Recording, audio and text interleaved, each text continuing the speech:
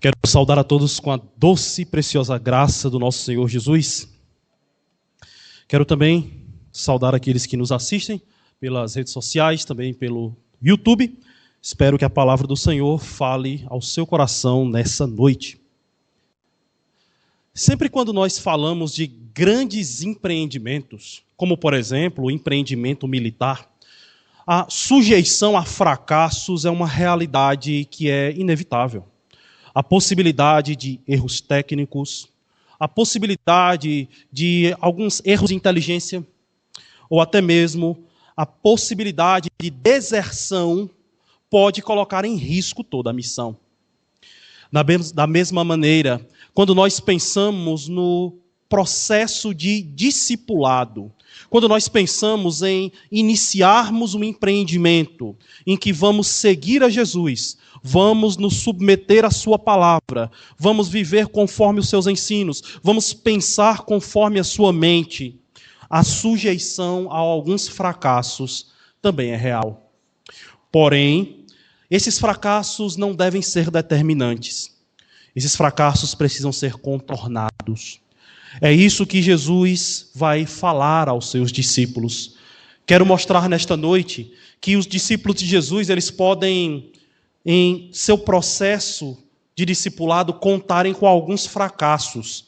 E o primeiro deles é desenvolverem uma ausência de fé completa nos ensinos de Jesus.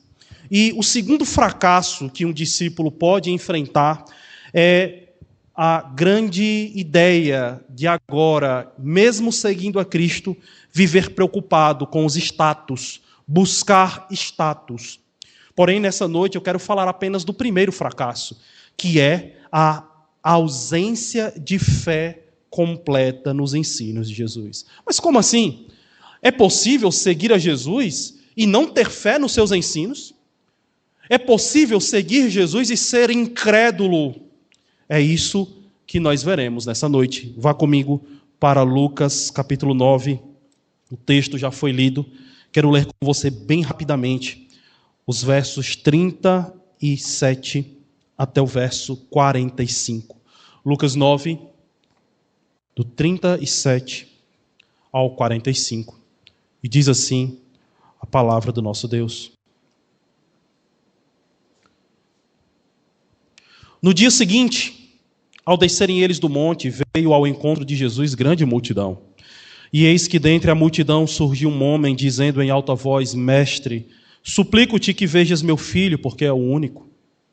Um espírito se apodera dele, e de repente o menino grita, e o espírito o atira por terra, convulsiona-o até espumar, e dificilmente o deixa, depois de o ter quebrantado. Roguei aos teus discípulos que o expelissem, mas eles não puderam.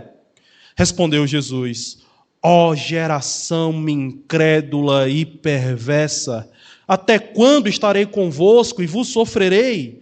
Traze o teu filho. Quando se ia aproximando, o demônio o atirou no chão e o convulsionou, mas Jesus repreendeu o espírito imundo, curou o menino e o entregou ao seu pai. E todos ficaram maravilhados ante a majestade de Deus. Como todos se maravilhassem do quanto Jesus fazia, disse aos seus discípulos: Fixai nos vossos ouvidos as seguintes palavras: O Filho do Homem está para ser entregue nas mãos dos homens.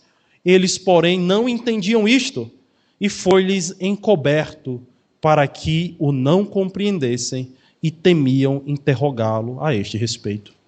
Soberano Deus e Pai, nós pedimos que o Teu Santo Espírito ilumine o nosso entendimento nesse momento, que a Tua Palavra venha habitar no nosso coração e venha nos ajudar a lidar com esse fracasso que nos deparamos muitas vezes no discipulado, uma ausência de fé completa, essa incredulidade e perversidade que nos assiste ao coração, em nome de Jesus. Amém. Os discípulos de Jesus podem contar com momentos de fracasso em sua jornada, sendo o primeiro deles a ausência de fé completa nos ensinos de Jesus. E eu preciso dizer o que eu quero dizer com ausência de fé completa. O que o pastor deseja falar com essa ideia? A ausência de fé, quando eu me refiro a isso, eu não me refiro a apenas uma fé no sentido daquele que concorda com os ensinos de Jesus como verdade absoluta. Não é uma fé que simplesmente bate palmas para o que Jesus diz e diz, é verdade, é verdadeiro isso, é algo muito lindo o que Jesus fala. Mas a ausência de fé é a impossibilidade, a incapacidade do discípulo de encarnar em sua vida os ensinos de Jesus. A fé não apenas concorda com a verdade, a fé encarna a verdade em sua vida. De outra forma, a ausência de fé é uma ausência da acomodação dos ensinos de Jesus à nossa vida, enquanto cidadãos que vivem neste mundo, enquanto cidadãos do reino, que devem manifestar a sua identificação com Cristo em um mundo mau.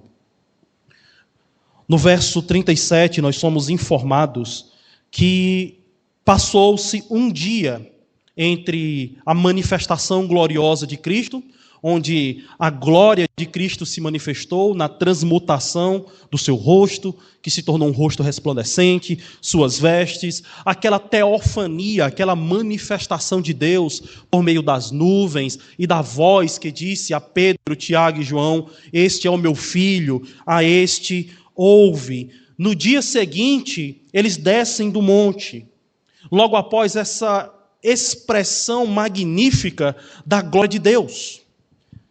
Mas ao descer, Jesus se depara com uma multidão, e dentre essa multidão, as lentes se voltam para um homem aflito, um pai cuja aflição é retratada nesse registro que Lucas faz, ao dizer que este homem suplica a Cristo.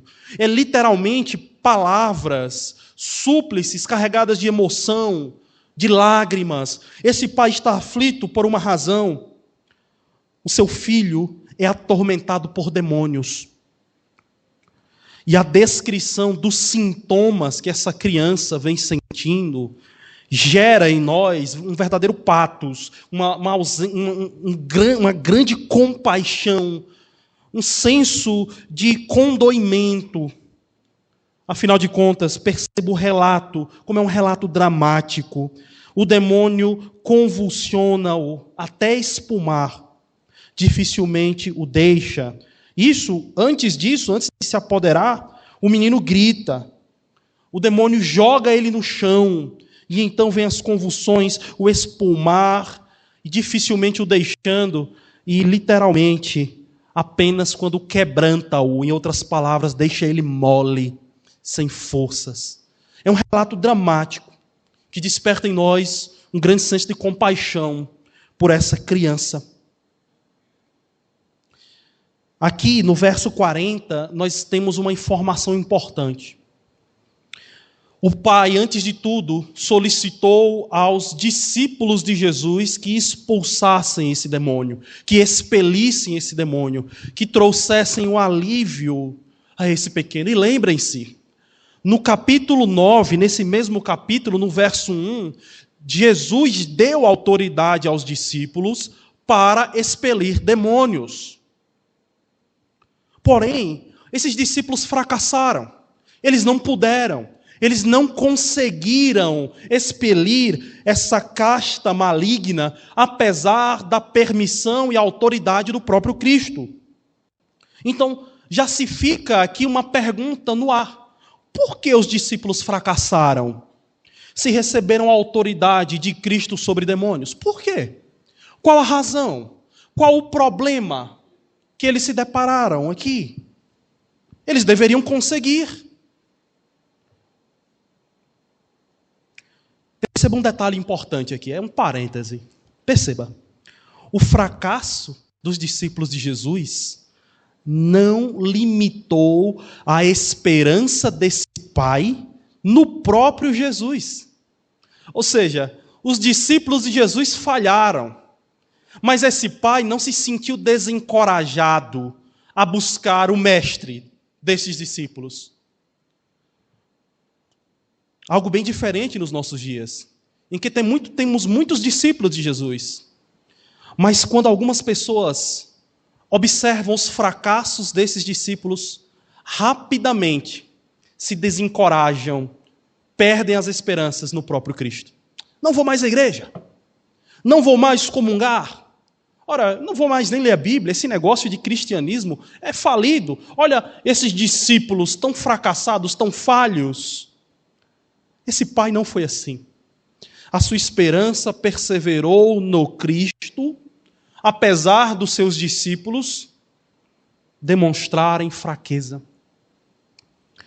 Para responder à pergunta do porquê esses discípulos falharam, nós precisamos ir para o verso 41 e 42, porque Jesus vai descrever tintim por tintim a razão do fracasso desses discípulos. Eu preciso dizer que o fracasso deles não está na ausência do exorcismo. Pelo contrário, a ausência do exorcismo é só um sintoma de um fracasso que já tem se instalado em suas vidas. No verso 41 e 42, Jesus brama, Jesus exclama de uma forma enérgica, em um tom de repreensão aos seus discípulos, dizendo: vocês não conseguiram. Ó geração incrédula e perversa. Jesus apresenta a razão dos discípulos não terem conseguido expelir aquele demônio. A razão estava na incredulidade deles, estava na perversidade deles. Existia uma grande falta de fé naqueles discípulos. Não a fé no sentido de entender que o que Jesus fala é bom e verdadeiro, mas a falta de fé em se apropriar dos ensinos de Jesus para terem suas vidas moldadas, transformadas. Os discípulos até esse momento não têm ajustado suas vidas ao pensamento de Cristo. São incrédulos. E Jesus denuncia isso. Essa incredulidade, não no sentido de não concordarem com as verdades de Cristo, preciso enfatizar, mas por não vivenciá-las. Infelizmente, a incredulidade é o que tem acompanhado os discípulos, apesar deles caminharem e ouvirem a Jesus. Apesar disso, suas vidas não estavam sendo modeladas pelos ensinos de Cristo. Vamos ver alguns exemplos nesse próprio capítulo. Se você observar no verso 29, enquanto Jesus manifesta sua glória, afirmando a necessidade de ser envergonhado e rejeitado pelos anciãos em Jerusalém, ou seja, Jesus diz: eu tenho uma jornada para fazer, eu preciso ir até Jerusalém. Do nada, os discípulos que sabem que o Cristo majestoso será rejeitado, eles estão preocupados sobre quem deles é o mais honrado diante de Deus. Se você observar, eles estão preocupados com isso no verso 46. O mestre afirma que será rejeitado, mas eles não. Eles querem ser honrados. Eles estão preocupados sobre quem deles é o maior. Uma clara distinção entre o que Jesus tem ensinado e o que eles têm vivenciado. Enquanto Jesus tem ensinado sobre a sua identidade gloriosa, enquanto Jesus tem mostrado, se você volta confirmando o que Pedro diz no verso 21 do capítulo 9, na verdade no verso 20 do capítulo 9, Jesus tem concordado com Pedro que é o Cristo, ou seja, a sua identidade é majestica, é celestial, é gloriosa. Porém, no verso 22, Jesus tem mostrado que apesar desse status glorioso, existe a necessidade de rejeição. Mas os discípulos não conseguem assimilar isso à sua mente. Se você vai para o verso 44 do capítulo 9, Jesus ensina mais uma vez a necessidade da sua rejeição, mas no verso 45 os discípulos eles não se permitem entender, eles não compreendem. Afinal, para eles, quem é glorioso não pode ser rejeitado.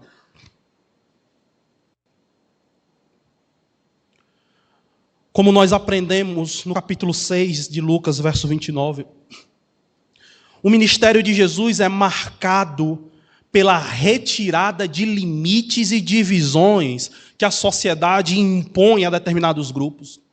O ministério de Jesus é um ministério que transpõe barreiras, que retira as fronteiras, que se relaciona com os mais diversos grupos. No capítulo 6, verso 29, Jesus estava com a escória da sociedade, publicanos, fariseus, mostrando, não deve haver divisão. Uma mulher pecadora, no capítulo 7, verso 44 e 47, é tomada por Jesus como um exemplo de fé, um exemplo de amor. Isso para fariseus. Porém, enquanto o ensino de Jesus retira limites a certas pessoas, no verso 49, João, do capítulo 9, João quer proibir alguém de continuar servindo no ministério de exorcismos pelo fato de não pertencer ao grupo dos apóstolos. Pedro quer, ou melhor, João quer estabelecer limites, divisões, enquanto o ensino de Cristo é o contrário. Percebem a ausência de fé nos apóstolos, a sua incredulidade, não no fato de não concordarem com o que Cristo tem ensinado é verdadeiro, é divino, mas a incredulidade na ausência de se conformar a esses ensinos, de moldar-se por meio deles.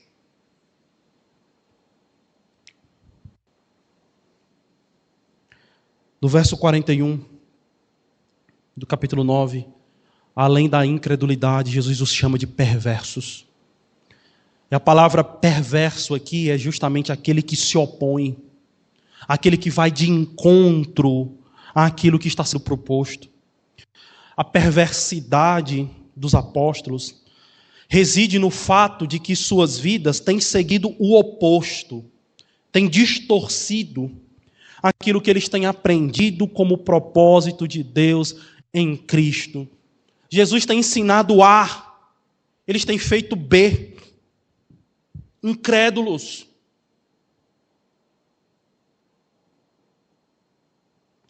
Mas perceba um detalhe aqui. Apesar da incredulidade, da ausência de conformar-se aos ensinos de Jesus, os discípulos têm realizado grandes feitos em nome de Cristo. Lembram do verso 1 até o verso 6 do capítulo 9? Eles foram enviados a exorcizar, a curar, a pregar o evangelho de Deus, do reino de Deus. Eles têm feito grandes coisas. Mas essa incapacidade de expulsar esse demônio vai mostrar a cada um desses discípulos que não basta ter realizações. Não basta fazer grandes coisas em nome de Deus, curas, exorcismos, etc. Não é preciso acumular realizações. E sim, o que é preciso é possuir uma fé completa que envolve a encarnação dos ensinos de Jesus à vida do discípulo. Por que Jesus está mostrando isso? Percebam, irmãos, para os discípulos aqui, para os apóstolos aqui e para Cristo, o tempo está encerrando. No verso 51 do capítulo 9, Jesus já vai para Jerusalém, para ser morto, para ser rejeitado. O tempo está curto. E os discípulos precisam abandonar já essa postura de incredulidade e incorporem os ensinos de Jesus. Isso não tem acontecido.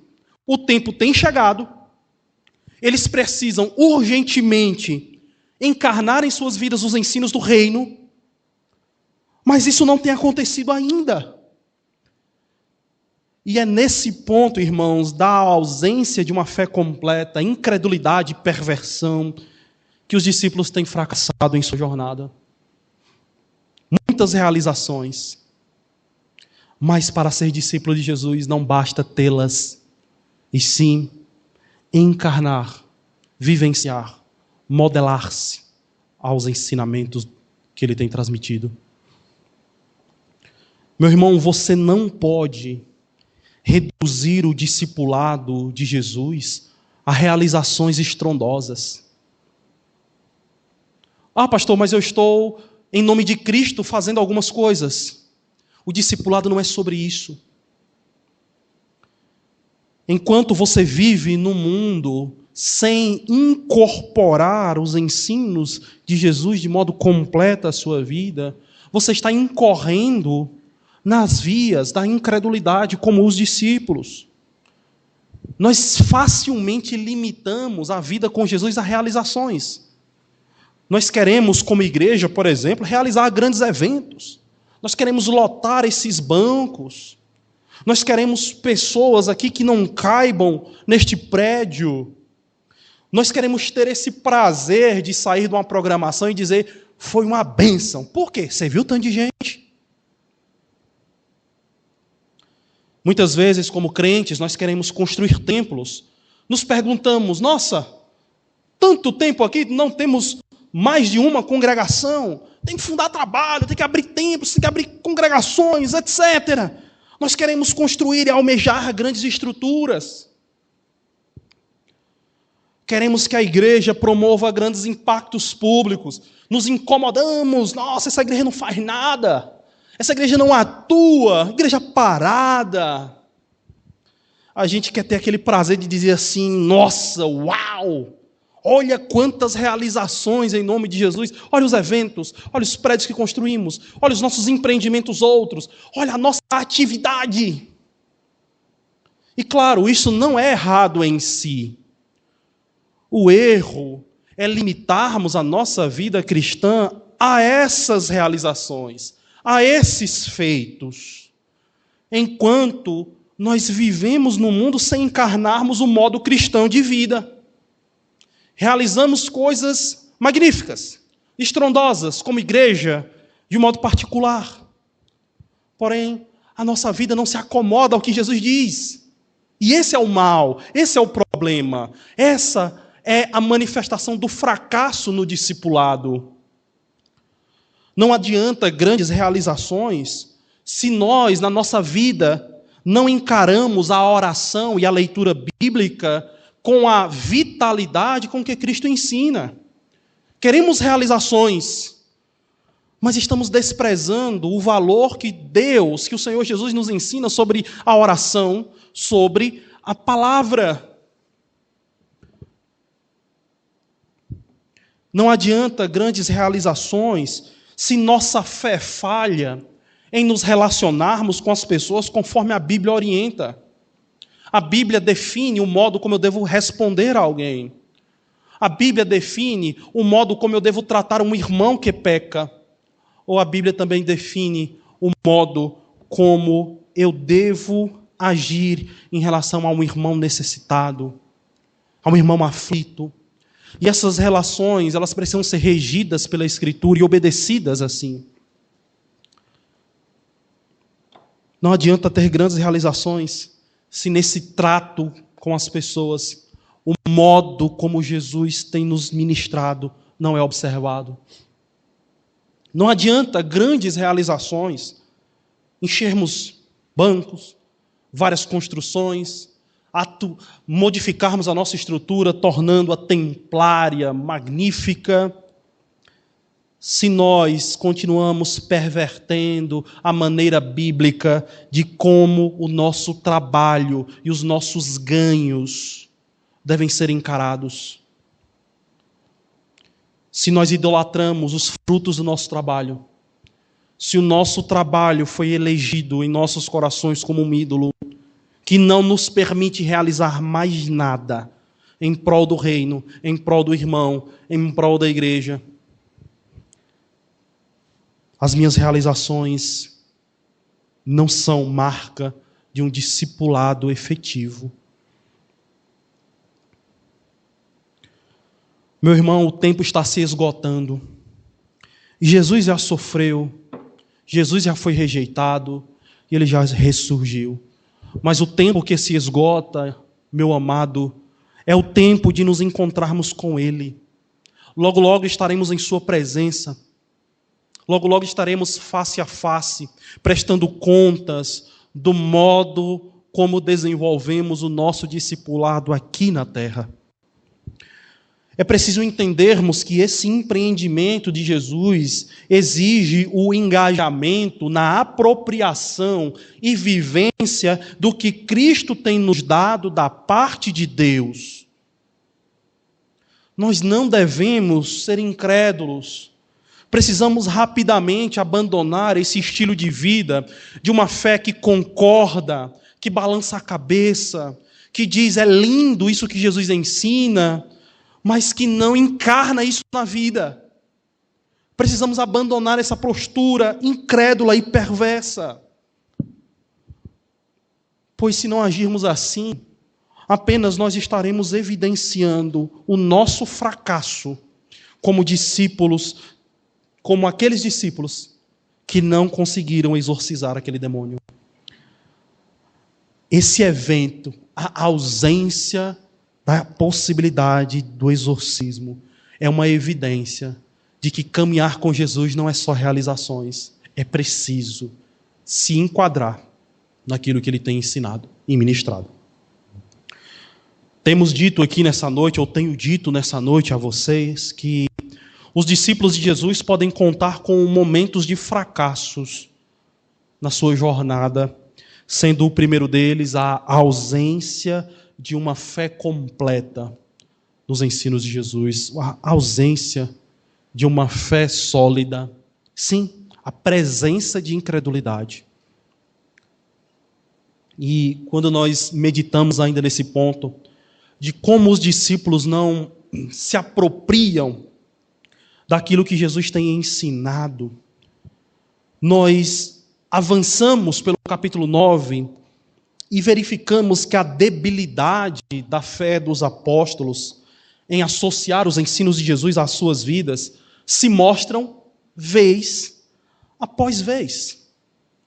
Volte comigo para Lucas 9.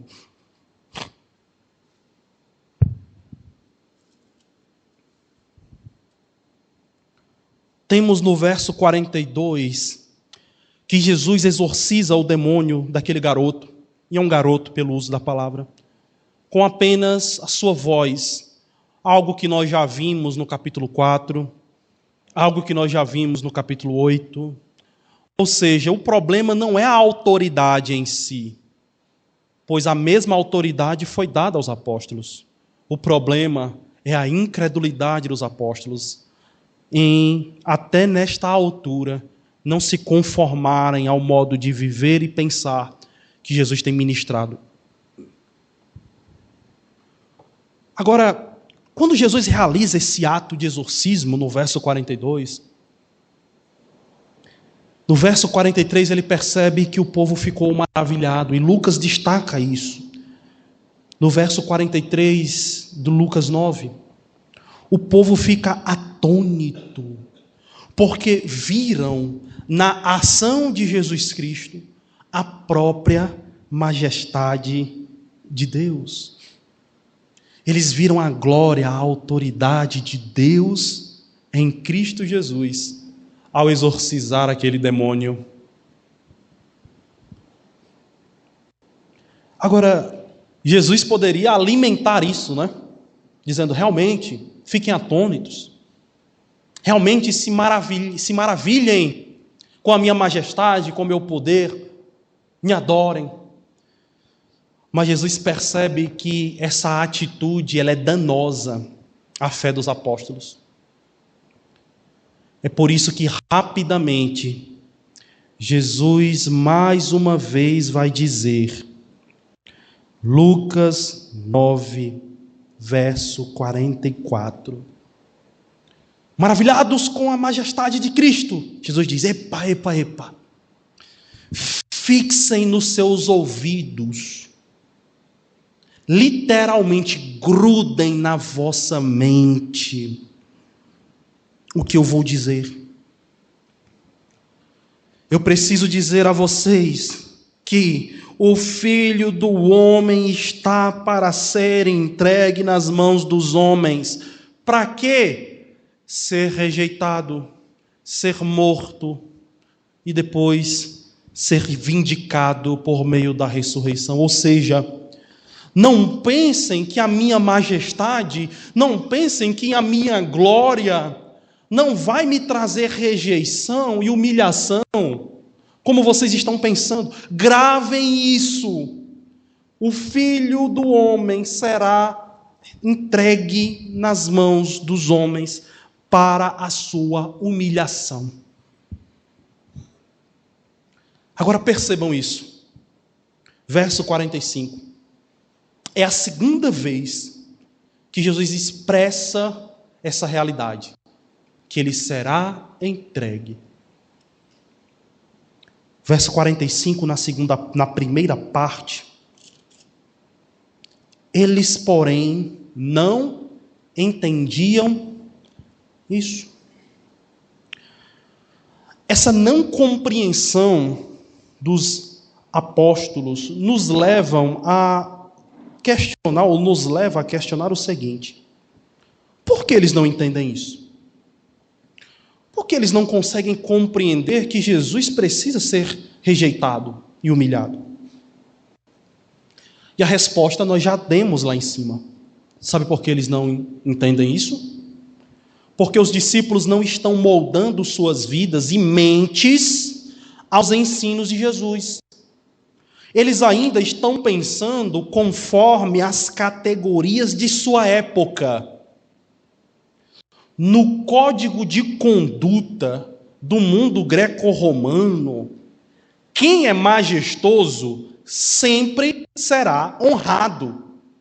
Esse é o pensamento do mundo na época dos apóstolos. Não tem lógica pensar que alguém que manifesta a majestade de Deus, que manifesta a glória do próprio Criador, será rejeitado, humilhado e morto. É ilógico, segundo as categorias do mundo greco-romano que os apóstolos faziam parte.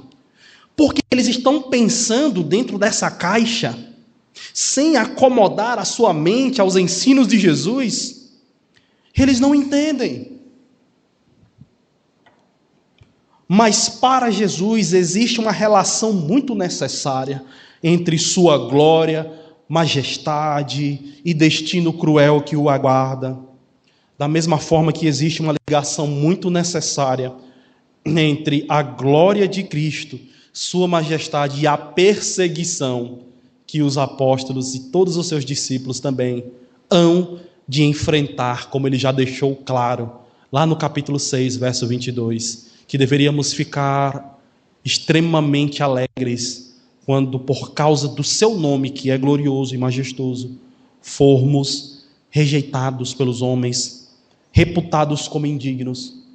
Essa assimilação entre glória e rejeição não casa na cabeça dos apóstolos, porque a maneira que eles pensam ainda estão de acordo com o mundo. Suas mentes e vidas estão presas ao mundo e à sua forma de pensar e viver. Um problema grande aqui. Mas agora nós encontramos uma grande desculpa para safar os discípulos. No verso 45, na continuidade, logo ao afirmar que eles não entendiam isso, Lucas vai descrever uma ação teológica que qualquer um poderia usar para dizer, mas os discípulos, portanto, são impedidos de pensar assim, porque Deus não tem permitido. Afinal de contas, Lucas diz. Eles, porém, não entendiam isso. Continuidade. E foi-lhes encoberto para que não o compreendessem. A grande pergunta é: quem encobriu aos discípulos essa compreensão? Foi-lhes encoberto. Essa daqui é um dos grandes verbos que aparecem no Novo Testamento, o qual chamamos de passivo divino. É quando a ação que é sofrida por alguém é causada por Deus, é provocada por Deus. Em outras palavras, nós poderíamos ler esse texto da seguinte forma: eles, porém, não entendiam isso, e Deus lhes encobriu para que não compreendessem. Então, alguém poderia levantar uma defesa em prol dos discípulos, dizendo: está vendo, pastor? Os bichinhos não entendiam, porque Deus ocultava o conhecimento, pastor. Como eles podem ser culpados? Afinal, é Deus que está encobrindo a eles a compreensão e o entendimento. E claro, eu concordo com você que esse é um grande paradoxo. Esta verdade, ela compreende um grande paradoxo, onde nós temos a ação dos discípulos de não compreenderem, mas também nós temos a ação divina de lhes encobrir a compreensão.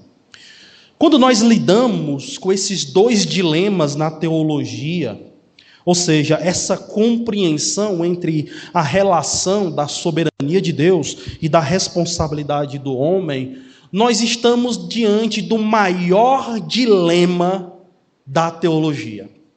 Como Deus é soberano e eu sou responsável? Por exemplo, você se arrumou para estar aqui nesse culto hoje, correto?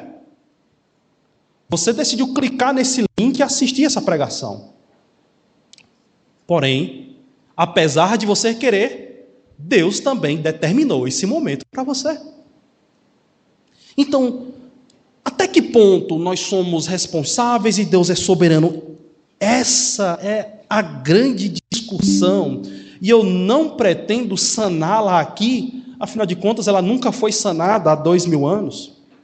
Mas nós precisamos entender uma grande verdade.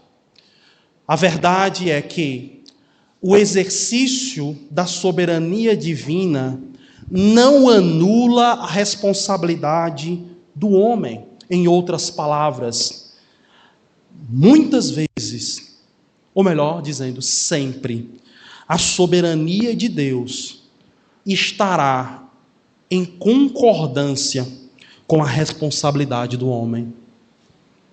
Você quis estar aqui, e Deus também quis. Deus, ele não é menos soberano por causa disso, e você não é menos responsável. A grande verdade diante disso é que a condição de incapacidade dos discípulos de compreenderem a verdade de Cristo, essa verdade de Deus, ela não é desligada da responsabilidade e ausência de disposição deles em compreenderem essas realidades. Em outras palavras, não é o fato de Deus encobrir o entendimento que torna os apóstolos pessoas que estavam extremamente interessadas, dispostas em aprender, em se submeter a Cristo. Não, os apóstolos eram, por sua própria responsabilidade, motivados por si mesmos a não se ajustarem aos ensinos de Cristo. E do outro lado, nós temos a soberania de Deus apenas convergindo com a natureza dos apóstolos.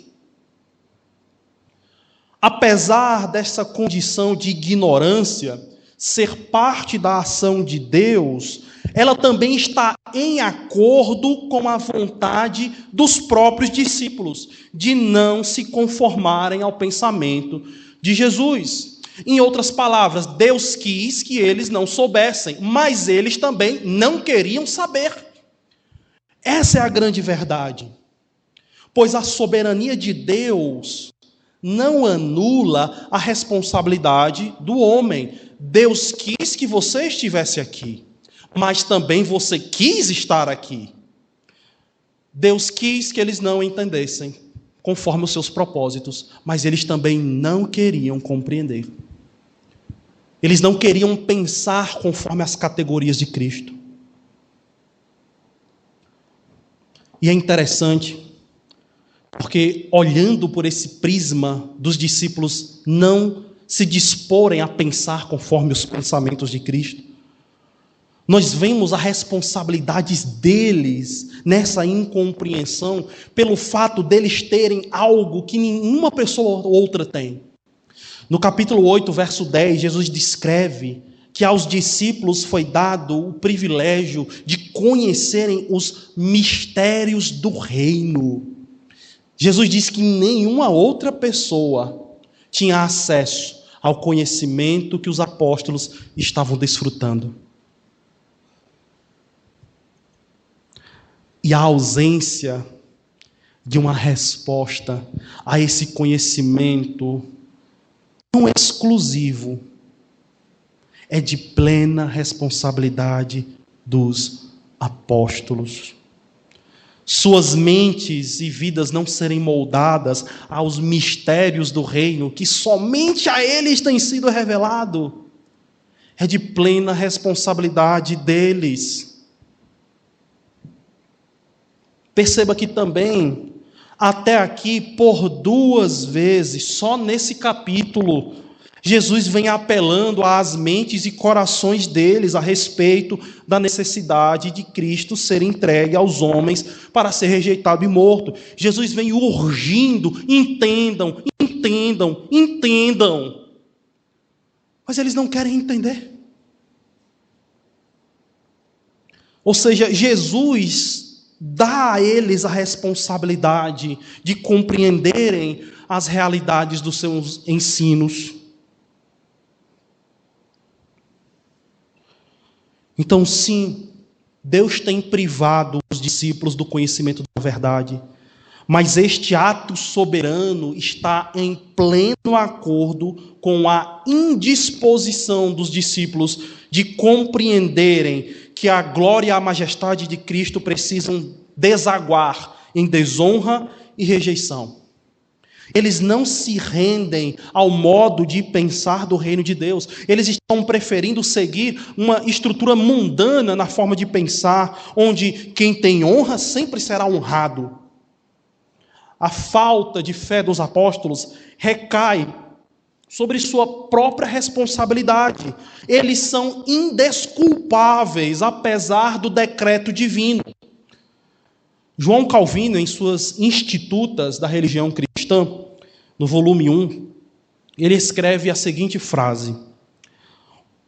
João Calvino, um grande reformador, pai do movimento reformado, ele afirma: o homem, ao agir de acordo com a sua própria vontade, não é isento de culpa, porque a vontade pela qual ele age é sua. Mas, como Deus é quem governa todas as coisas, Deus faz uso da vontade do homem para cumprir seus próprios propósitos. Em outras palavras, Deus decretou aos discípulos algo que já estava predisposto em seus corações: a incompreensão, a não sujeição ao modo de pensar que Cristo tem proposto, a não se conformar ao ensinamento de Jesus. Talvez você pode pensar que sua vida incrédula também, ou seja, no seu discipulado, ou ainda não como discípulo de Jesus, a ausência de você conseguir praticar a palavra de Cristo, talvez você pense que seja parte da vontade e decreto divino. Rapaz, Deus só pode desejar que eu não consigo obedecê-lo. Afinal, se não fosse assim, Deus não permitiria. Deus daria uma canetada celestial e me tornaria a pessoa mais santa, justa, piedosa, cheia de fé do mundo. Mas se eu estou assim, só pode significar que Deus deseja. E você está certo. Deus deseja que você esteja nessa condição. Você está correto. Porém, apesar dessa sua incredulidade estar debaixo do propósito divino, Deus ter permitido, essa sua incredulidade também está de acordo com a tua vontade. É você quem se nega a priorizar os momentos devocionais. É você quem deseja priorizar outras coisas. É você quem deseja falar no telefone, mexer em Instagram, redes sociais, assistir séries na Netflix, fazer coisas até que são boas e se afastar daquilo que é vital para a sua vida espiritual, que é a sua presença, a sua apresentação diante de Deus. É você quem deseja isso. É você quem decide ir contra a palavra de Deus em assuntos que você sabe que são pecaminosos. Deus está com a sua superintendência sobre todos os eventos da sua vida, de fato. Mas o seu desejo está também sendo exercido. É você quem decide dar vazão aos desejos iníquos do seu coração, a tudo aquilo que Jesus diz que são frutos do coração, as paixões lascívias, os homicídios, os adultérios, as impurezas, enquanto deverias tomar esses impulsos carnais e fazê-los morrer, conforme Colossenses 3,5. A superintendência divina sobre os eventos e a condição da sua vida espiritual hoje, apesar de Deus estar superintendendo isso, não te torna impune. Sua ausência de fé, a incredulidade, que não é não ter os ensinos de Jesus como verdadeiros, mas sim não se conformar a ele, essa condição é de plena responsabilidade sua. Esse fracasso é seu. E é você, com a graça de Deus, que precisa corrigir essa condição hoje. Deus permite e Deus está coordenando absolutamente tudo em sua vida, inclusive esses momentos de baixa em sua fé. Mas cada um desses momentos também são exercidos pela sua vontade. E essa sua vontade precisa mudar. Ainda nós pensamos, ou podemos pensar aqui, em pessoas que possuem alguns desejos, algumas ambições, né, por uma dedicação espiritual que elas veem em outras pessoas. Pessoas que dizem, pastor, rapaz, eu admiro quem ora daquele jeito de fulano, viu? Uma oração apaixonada, uma oração fervorosa. Eu acho que Deus não me fez para orar daquela forma. Rapaz, eu admiro tanto fulano, ele conhece tanto da Bíblia. Nossa, eu acho que Deus não me deu essa capacidade de leitura, não. Nossa, eu admiro tanto o irmão Ciclano, como ele evangeliza, como ele tem a paixão de falar de Jesus. Eu acho que Deus não me capacitou. Você está certo. Você está certo. Deus, nesse momento, está superintendendo essa condição em sua vida, de fato. Porém, você deseja estar nessa condição. É você que não tem interesse por leitura bíblica. É você quem não decide tomar a Bíblia em detrimento de outras coisas. É você que não deseja dobrar os joelhos e ficar mais de 10 minutos em oração. É você quem decide pesar a língua na hora de falar do Evangelho. Exercitando a sua vontade em desenvolver essas virtudes espirituais, com a graça de Deus, você pode chegar a graus ou melhor, aos graus daqueles a quem você admira nesse ponto. A soberania de Deus, ela se harmoniza à vontade humana, ela é compatibilista à vontade humana em muitos aspectos da vida. Não culpe a Deus por você não ser apaixonado pela Bíblia, culpe a você mesmo. Não culpe a Deus pela sua falta de disposição de evangelizar, culpe a você mesmo. Não culpe a Deus e a sua providência pela indisposição de orar, culpe a você mesmo.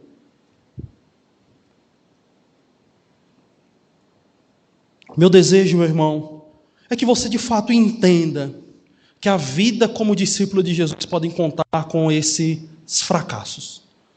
Sendo o primeiro deles a ausência de fé completa nos ensinos de Jesus. É possível nos determos a uma vida em que nós buscamos realizações, porém, vamos administrando uma vida que não se conforma, que não encarna os ensinos de Cristo. É verdade que Deus está regendo todos os assuntos de nossas vidas.